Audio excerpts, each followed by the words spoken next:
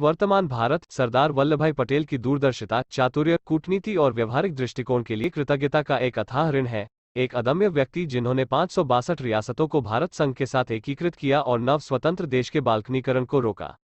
सरदार वल्लभभाई पटेल भारतीय स्वतंत्रता संग्राम के प्रमुख व्यक्तियों में से एक थे।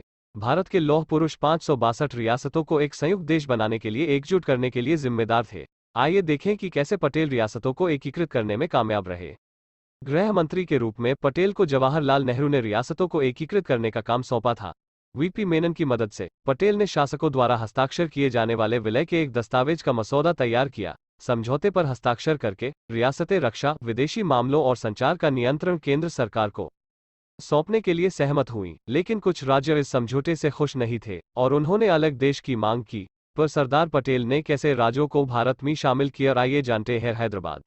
जब हैदराबाद के निजाम स्वतंत्र रहने या पाकिस्तान में शामिल होने पर विचार कर रहे थे, तो पटेल ने निजाम के खिलाफ राज्य में चल रहे स्वतंत्रता संग्राम का समर्थन करने के लिए राज्य में सैनिकों की एक टुकड़ी भेजी।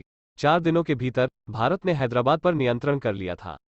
जोधपुर के राजकुमार पाकिस्तान में शामिल होना चाहते थे। जब पटेल को स्थिति की भनक लगी, तो उन्होंने राजकुमार को भारत में शामिल करने के लिए कई लाभों की पेशकश करते हुए तुरंत उनसे संपर्क किया और इस तरह जोधपुर भारत में शामिल हो गया।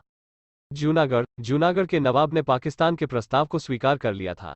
जैसे ही स्थानीय लोगों ने नवाब के खिलाफ विद्रोह किया, वो कराची भाग गया। इसके बाद पटेल ने पाकिस्तान से जूनागढ़ में जनमत संग्रह कराने की अनुमति देने का अनुरोध किया। बाद में उसने अपनी 3 रियासतों पर कब्जा करने के लिए सेना भेजी।